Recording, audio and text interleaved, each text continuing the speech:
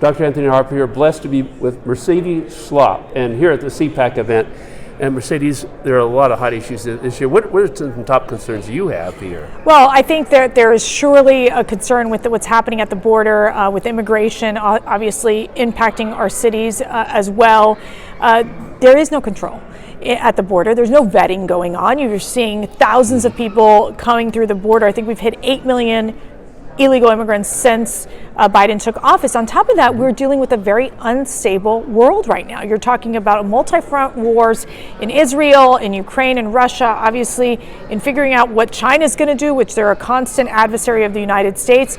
All of this when we have incredibly weak leadership within the United States. And of course the economy, which people feel this inflation pain. You go to the grocery store, they're spending a lot of money, they can't keep up with their expenses. People are living paycheck to paycheck.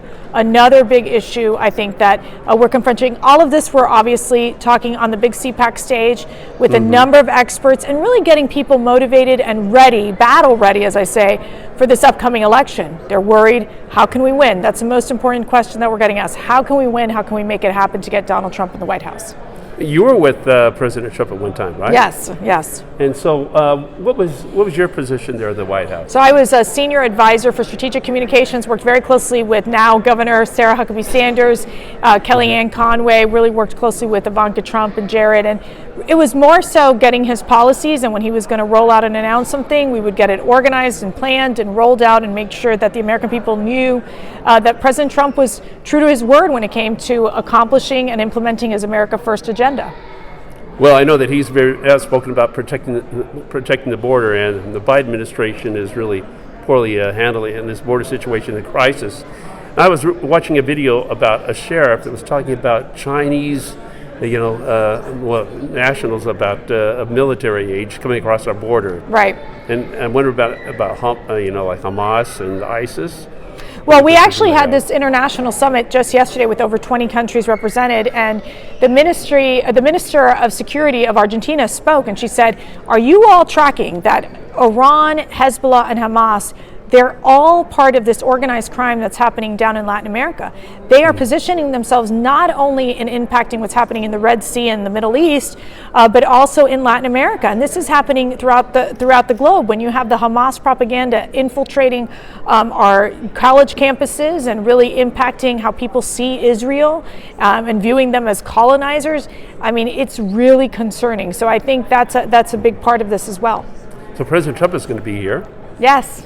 Yeah, it's coming up very soon. So what do you see the top issues that he's going to be addressing? Look, I think President Trump is really focused on the general election. We have to defeat Joe Biden. We have to defeat the Democrats.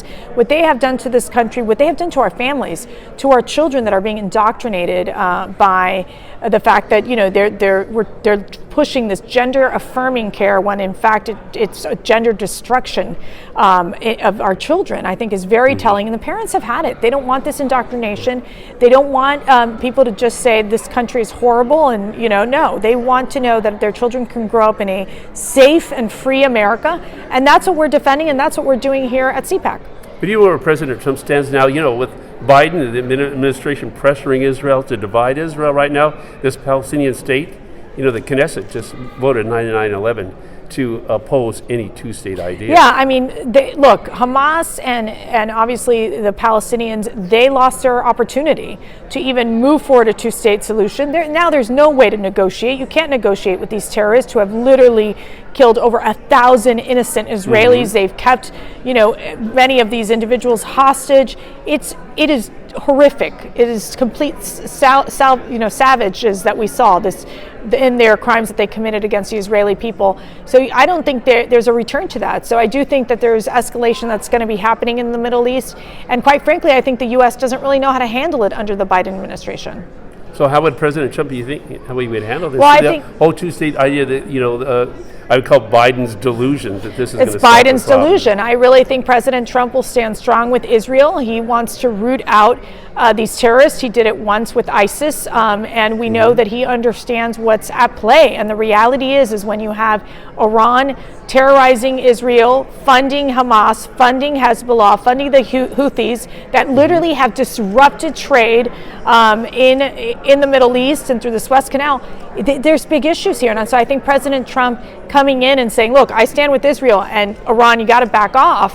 We got to put more additional sanctions on you, really let them feel the economic pain. I mean, something's got to be done. We know that the Biden administration is just not going to do it.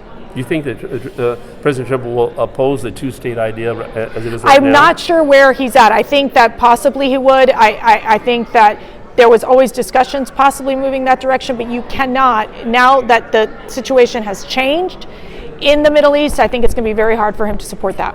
Yeah, it is very difficult, now that with the Knesset so opposed to this whole idea. That's right. But anyway, thank you, Thank you. Mercedes, this is so important to deal with all these issues, and it's great to be here at CPAC. Yes, and, thanks for being here. Thank you.